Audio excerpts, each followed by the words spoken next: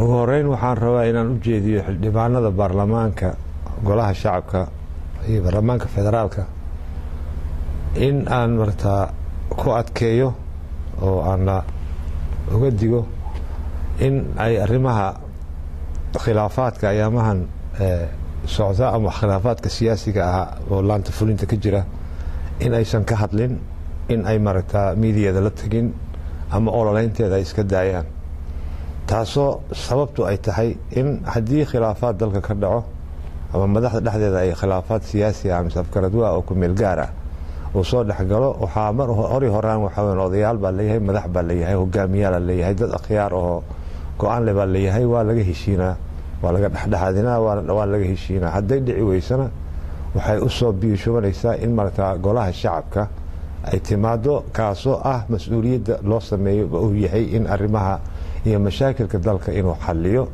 maadaama ay yihiin hogaamiyaalkii siyaasadda dalka iyo maareyntii arrimaha dalka ay yihiin. saa daraaddeed xildhibaanka maanta arrimaha noocan oo kale ah wuxuu ka joogaa maqaamka qaaliga, waa kii xukumi lahaa ama go-aanka gaari lahaa. saa daraaddeed ma qurux badna qaaliga ama xaakimka in uu dood ka sii jeediyo bannaanka asagoo keyska gurigiisa ee martaa xafiiskiisa u yaallo. saa daraaddeed waxaan codsanayaa xildhibaanada in ay martaa maadaama xildhibaano qaran ay yihiin, arrimahan waa arrimo qarameed, in ay ka istaagaan ama ka joogaan ama ka taxadiraan in ay martaa ololeyn ayna u galin, maadaama annaka ololo isdoorasho kuma jirno, waxaan ku jirnaa sulux, arrimo la maslaxaynayo, dal arrintiisa la xallinayo iyo magaciisi maareyn arrimo dalka uu leeyahay. saa daraaddeed ha laga istaago iyana dhicin in miidiyaha iyo meelahaas laga ololeeyo aysan jirin. tan labaad waxaa weeyaan xukuumaddii iyo kulli way shaqaynoo hayaan, adeegii dalka shacbiga loo hayay wuu socdaa, wax xumaanaya haba yaraatee ma jirto. saa daraaddeed shacbiga waxaan ka codsanaa inay kalsoonidooda qabaan. mahad allaa leh, waxaa maanta aanu leenahay golo shacbi shaqaynaya oo u duuban hogaaminta siyaasadda dalka iyo maareynta arrimaha dalka u duuban in uu xalliyo mashkilad kasta oo timaada.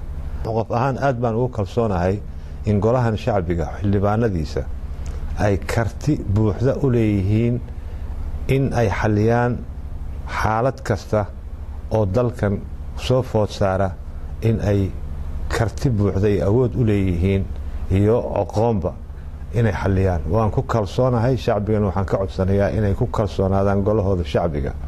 mahad kale waxaa ah oo alla leeyahay inaan leenahay shuruuc iyo dastuur oo arrimahan oo noo kala maareynayo. saa daraaddeed wax xumaanaya ma jiraan, ha leesijiyo, wax la buunbuuniyaysan jirin. golihiina shacbiga iyo dastuurkiina iyo shuruucdiina ku kalsoonaada. alla ka sokow maanta barlamaan shaqaynayo buuxa oo karti u leh arrimahan inuu xalliyo ayaanu leenahay. marka saa daraaddeed ha leesjijiyo, qof kastana inuu mas-uul yahay ha la ogaado. arrimaha yaan laga badbadinin, yaan loo ka kala safanin. ha la yidhaahdo xaggii ku qurux badan tahay, say ku habboon tahay in loo xalliyo. taasaa muhiim ah. midda ugu dambaysa waxaan u jeedinayaa warbaahinta iyo saxafiyiinta. dadka saxafiyiinta iyo warbaahinta ka shaqaynaya, ha ahaada ku wax qoraya, ha ahaada ku raadiya ka hadlaya, mikrofoon haysta, dhammaan waxaan xusuusinayaa in qalinkiina iyo qoolkiina iyo mikrofoonkiinaba uu yahay ammaano oo ummadda iska leedahay oo alle idinku ammaanaystay. ma qurxoona, ma fiicna, arrin fiican ma aha in arrimaha kutirikuteen iyo waa la lahaa iyo waxyaabo aan jirin iyo buunbuunis oo aan meesha looga baahnayn in maaragtaa ay lagu sameeyo. ma fiicna. mas-uulnimo u dhaqma, muwaatin baa tahay, xil baa ku saaran, xasiloonida dalka xil baa kaa saaran, warka aad tabinaysa inaad runta ka sheegto xil baa kaa saaran.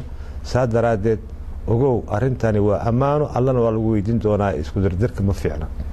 ha noqonina khasaaro ku shoobayaal, noqda dad ku shooba sidii soomaalida ay u kabsan lahayd oo marxaladan looga bixin lahaa. kuwii ku shooba u halgama inaad noqotaan ayaan u baahannahay.